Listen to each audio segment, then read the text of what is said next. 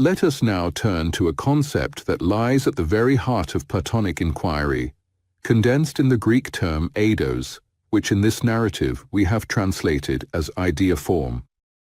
What, then, are these ideas forms, the objects that populate the fourth gnoseological dimension of knowledge, the so-called intelligible world? In the dialogues, Plato offers hints and fragments of arguments. At times he maintains that the ideas forms possess certain features, yet he never provides a complete and systematic list. From what emerges in the dialogues, we may attribute to the ideas forms the following characteristics: universality and objectivity. What generates the ideas forms is not the human mind, which is naturally subjective. Rather, they are expressions of reality itself. Intelligibility and incorporeality. The ideas forms are grasped by the mind, not by the senses, for they are devoid of materiality. Reality and subsistence. Apparent is whatever stands in a relation of dependence upon something that possesses substance, as a shadow belongs to the body that casts it. The ideas forms do not depend upon any other entity, whereas phenomena take shape in accordance with the ideas forms. Causality and archetypicality. It is the intelligible world that generates the sensible world. It is its origin and foundation, while the latter is its material manifestation. Immutability and eternity. Only matter undergoes transformation. The ideas forms, which are not material, are eternally identical with themselves. Truth and stability. When the intellect apprehends the universality of the ideas forms, it apprehends what is true.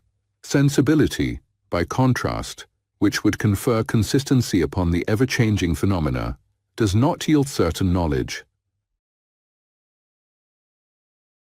Non-existence. The ideas forms are located in no place and at no moment in time, and in this sense they do not exist.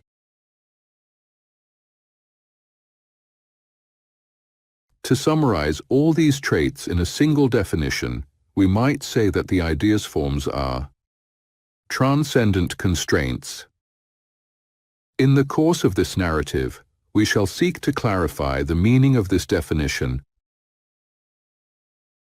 The first step towards understanding the nature of the ideas forms more clearly is to rule out, from the horizon of our hypotheses, what they are not, for their definition has been blighted for centuries by Aristotle's interpretation. Prior to the approach of the Marburg School, there was broad agreement in treating the ideas forms as universal classes of concepts, obtained by abstraction and then hypostatized, since Plato's realism had been banished from academic discourse after the delegitimization carried out by Kant. The classical Aristotelian interpretation is neatly summarized in the following passage by Leonardo Turan. For Plato, the ideas are the hypostatization of all universal concepts. To every kind of thing to which we apply a common name, there corresponds a single eternal and immutable idea which exists outside time and space. Each idea is a perfect individual that exists for itself, separate from the many particulars that participate in it, or imitate it, and separate from the corresponding concept in the mind. The ideas, not the always changing particulars, are the genuine objects of thought and knowledge. If we in any way comprehend particular things, it is only because they receive from the ideas whatever reality they possess. There are ideas not only of natural entities, but also of artifacts, abstractions, actions, passive states, relations, and numbers. These ideal numbers are not sets of units, for each number, as an idea, is a perfect unity which, like every other idea, has no parts, is derived from no principle, and is in no sense the product of any other idea or element. Each idea exists in and for itself, outside the limitations which space and time impose upon phenomenal existence. If we wish to understand Plato, we must forget what we have just heard. The notorious hypostatization is the theory according to which a concept may somehow be turned into a substance for reasons that remain obscure, thus generating an abstract model of things. This reduces the theory of ideas to a childish construction, unworthy of serious critical attention, as Hermann Lotze observes. Plato ascribed to the ideas an existence separate from things, and yet, as his critics tell us, of a kind similar to the existence of things. It is remarkable that the traditional admirers of Plato's profundity are in such placid agreement in attributing to him a thesis so absurd. Were Plato indeed to have taught this, such admiration would hardly be justifiable. If the ideas must have their dwelling in an intelligible place beyond the heavens, and are at the same time described as without a dwelling, such an expression makes it abundantly clear to anyone who understands the mentality of the ancient Greeks that they do not belong to what we call the real world. For the Greeks, what is not in physical space does not exist at all, and when Plato relegates the ideas to a dwelling that is not in physical space, he is not attempting to hypostasize a concept by bestowing upon it some kind of real existence. On the contrary, he is clearly warning us precisely against any such attempt. Synthetic thinkers have always intuited that Plato intends something quite different, yet in the absence of any alternative proposals to the dire notion of hypostatization, it is difficult to rid oneself with impunity of Aristotle's interpretation, long considered an unavoidable point of reference. Giovanni Reali writes, Aristotle has been the cause of a misunderstanding of the Platonic doctrine of ideas, which not only lasted for a very long time, but which still persists. I can say from experience, having spent long years translating, interpreting, and commenting upon Aristotle's metaphysics, that for polemical reasons he did indeed present the doctrine of ideas in the worst possible light.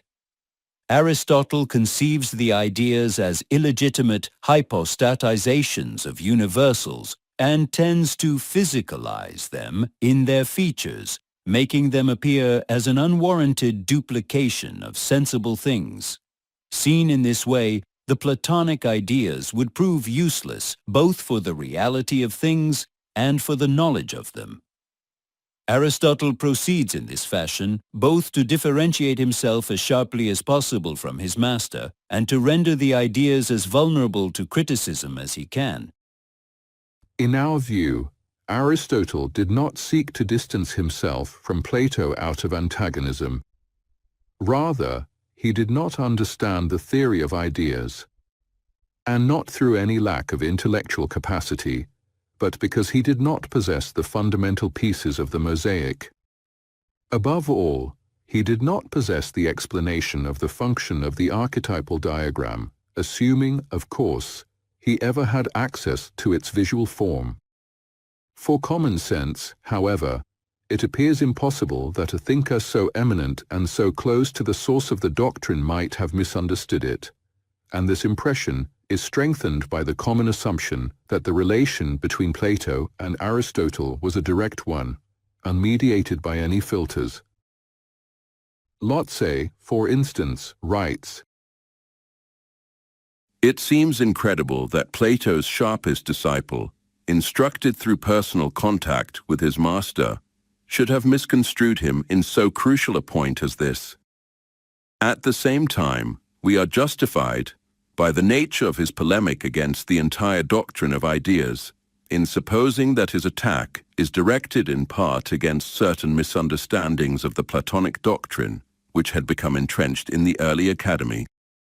The hypothesis from which his analysis often begins, namely, that there are as many specimens of each idea as there are instances of its application in reality, is a criticism that finds no warrant in Plato himself.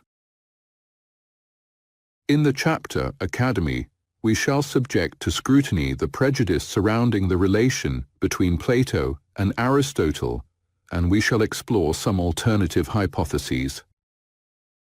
In order to clear the ground of the Aristotelian reading and approach Plato from a rational standpoint, it is necessary to refer to three indispensable works: The Platonic Doctrine of Ideas, 1903, by Paul Natorp, Plato's Unwritten Doctrine, 1968, by Conrad Geiser, and Towards a New Interpretation of Plato, 1984, by Giovanni Reali. Reali, for example, addresses the complex question of the terms employed by Plato. The term idea is generally used to translate the Greek words idea and eidos. Unfortunately, this translation, which is in fact a transliteration, is not the most felicitous, because in modern usage, idea has acquired a sense foreign to Plato. The exact translation of the term would be form.